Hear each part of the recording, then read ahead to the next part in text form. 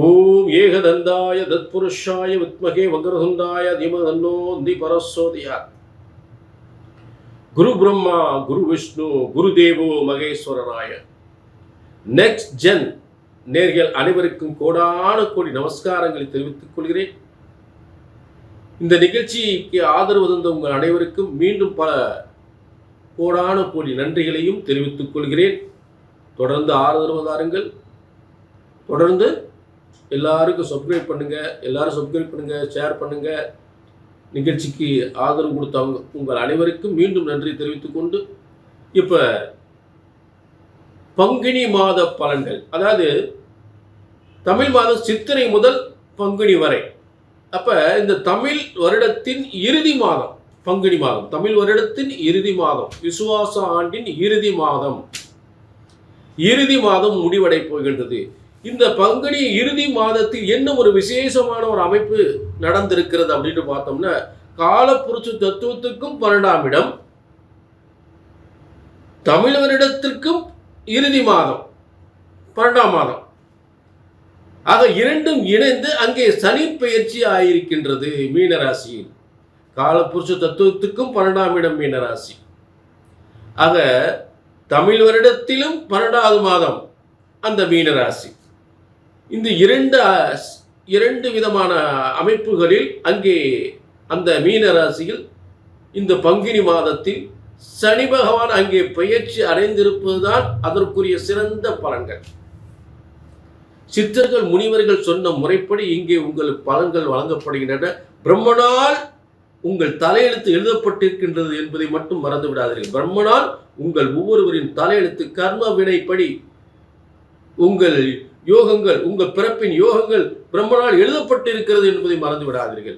ஆக ஜோதிட சாஸ்திரம் பிரம்மனால் படைக்கப்பட்டது. ஒரு ஜோதிடத்தின் பலன் அல்லது நான் சொல்லக்கூடிய பலன் சரியா நடக்கல அப்படின்னு ஒன்றும் உங்க ஜாதகம் தப்பா இருக்கணும், இல்லாட்டி ஜோசியர் நான் தப்பா இருக்கணும். அந்த தவறு இங்க ஒருபோதும் வரக்கூடாது. புரிஞ்சுட்டீங்களா? ஒருபோதும் வரக்கூடாது. கல்யாணமா சொன்ன மாசம், வேலையா சொன்ன மாசம், புத்திர பாக்கியமா சொன்ன மாசம், சொத்து சுகமா சொன்ன மாசம் நடக்கணும், நடந்தே ஆகணும். இது பிரம்மசாஸ்திரம். பிரம்மனால் படைக்கப்பட்ட ஜோதிட சாஸ்திரம் ஒருபோதும் தப்புவதில்லை, தவறுவதில்லை. இப்ப தொடர்ந்து இது பொது பலன். அதே நேரத்தில் உங்க தனிப்பட்ட ஜாதகத்தை பார்க்கணும்னா உங்க ஒரு அப்பாயின்மெண்ட் வாங்கி பார்த்துக்கலாம். சரிங்களா? ஆக இப்ப எல்லா ராசிக்குமே பங்குனி மாத பலன்களை நாம் சிறப்பாக பார்க்க போகின்றோம். பங்குனி மாத பலன்கள் கடகராசிக்கு பங்குனி மாத பலன்கள் நல்ல கவனிங்க. கடகராசி நேயர்களே, உங்களுக்கு 8ஆம் இடத்தில் செவ்வாய் புதன் ராகு, 8ஆம் இடத்தில் செவ்வாய் புதன் ராகு, 9ஆம் இடத்தில் பாக்கியஸ்தானத்தில் சூரியன் சனி சுக்கிரன். இந்த 3 கிரகங்கள் உங்களுடைய பாக்கியஸ்தானத்தில் அமர்ந்திருக்கிறது. மிகப்பெரிய செல்வ பாக்கியம், பதவி பாக்கியம், பேர் புகழ் அந்தஸ்து கௌரவம் அனைத்தும் தரக்கூடிய 4-11 சுக்கிரன். 4ஆம் இடம் வாகனம், கல்வி, பொதுமக்கள் ஆதரவு, உயர்ந்த பதவி, உயர்ந்த கல்வி. அந்த சூரியன் 2ஆம் அதிபதியாக 9ஆம் இடத்தில் 2ஆம் அதிபதி, 2ஆம் இடம் வாக்கு கல்வி வருமானம். அப்ப 2க்குரிய சூரியன் அரசாங்கத்தில், அரசியலில் மிகப்பெரிய ஒரு நல்ல பதவி அந்தஸ்து, பேர் புகழ் தரக்கூடிய ஒரு உயர்ந்த நிலை அடையக்கூடிய நிலை உருவாக்கக்கூடியவர். அப்ப இந்த சனி பகவான் இருக்கக்கூடியது 8ஆம் அதிபதியாக இருந்து அவர் 9ஆம் இடத்தில் தர்ம கர்மாதிபதி யோகம், அதாவது ஒரு 9ஆம் இடம் பாக்கியஸ்தானம், சகல பாக்கியங்களும் பெறக்கூடிய இடத்தில் அட்டமத்து சனி விடுதலையாகி பாக்கிய சனியாக மாறுகிறார். அப்போ ஒரு 7ஆம் இடம் 7-8 என்பது 7ஆம் இடம் ஒரு கூட்டு. 7ஆம் இடம் ஒரு கூட்டு அமைப்பு. இது எங்க கூட்டு ஏற்பட போகுது? வியாபாரத்துல கூட்டு, ஒரு அரசியல்ல கூட்டு, இப்படி எல்லாம் 7ஆம் இடம் கூட்டு. அதுவே அந்த கூட்டிலே பிரம்மாண்டத்தை உருவாக்குறது 8ஆம் இடம். அந்த பிரம்மாண்டத்துல என்ன யார் உட்கார்ந்துருக்கா? செவ்வாய் உட்கார்ந்துருக்கு, ராகு உட்கார்ந்துருக்கு. பிரம்மாண்டத்துக்குரிய ராகு உட்கார்ந்துருக்கு, செவ்வாய் உட்கார்ந்துருக்கு, புதன் உட்கார்ந்துருக்கு. ஆக நிச்சயமா ஒரு ஒரு பிரம்மாண்டமான ஒரு கூட்டை ஏற்படுத்துவார். தொழில் கூட்டுகள், அரசியல் கூட்டுகள் இதை கண்டிப்பாக ஏற்படுத்துவார். அதில் வந்து மாற்றமே இல்லை. சரி, அந்த கூட்டை ஏற்படுத்தி ஒரு நல்ல சகல பாக்கியங்களும் தரக்கூடிய, அதனால் நல்ல யோகத்தை ஏற்படுத்தக்கூடிய, பேரும் புகழும் தரக்கூடிய இடத்தில் சூரியன், சுக்கிரன், சனி. புரிஞ்சுட்டீங்களா?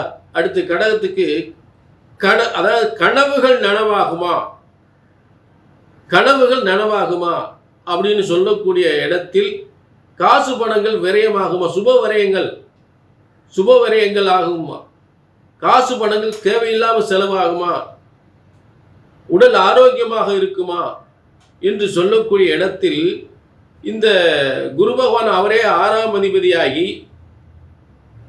அவரே 9ஆம் அதிபதியாகி, ஆக உத்தியோக ரீதியாகவும் உயர் பதவி ரீதியாகவும் பல கனவுகளை காண்டு அதை நிறைவேற்றக்கூடிய இடத்தில் பயணங்கள் என்று சொல்லக்கூடிய இடத்தில் அந்த குரு உட்கார்ந்திருக்கார். குரு 12ஆம் இடம் கனவு நனவாக, 12ஆம் இடம் வந்து கனவு நனவாகிறது, சுப விரயங்கள் பண்றது, தொழிலுக்கான விரயம் பண்றது, கூட்டுக்கான விரயம் பண்றது, பதவிக்கான விரயம் பண்றது, உத்தியோகத்துக்கான விரயம் பண்றது, அதை நிறைவேற்றக்கூடிய ஒரு இடம் தான். புரிஞ்சுட்டீங்களா? ஆக இப்ப ஒரு உத்தியோகத்துக்காக, ஒரு தொழிலுக்காக, ஒரு பதவிக்காக, ஆக சுபகிரகம் போய் உட்கார்ந்துருக்கு உங்களுக்கு. அப்ப இந்த சுபகிரகத்தினுடைய குருவின் வீட்டில் சூரியன், சுக்கிரன், சனி. அப்ப கனவு நனவாகக்கூடிய காலம், கனவெல்லாம் நனவாகக்கூடிய காலம். நிச்சயமாக கடக ராசிக்கு கனவு நனவாகும். கடகம் ஒரு நிச்சயமாக மிகப்பெரிய சிகரத்தை தொடும். இது வந்து பொது பலன். அதே நேரத்தில் உங்க தனிப்பட்ட ஜாதகத்தில் பிரம்மன் உங்களுக்குன்னு ஒரு தலையெழுத்தை எழுதியிருப்பார். கண்டிப்பாக அதை தெரிஞ்சுக்கணும்னா கீழே நம்பருக்கு நோட் பண்ணிக்கங்க, ஒரு அப்பாயின்மெண்ட் வாங்கிக்கோங்க.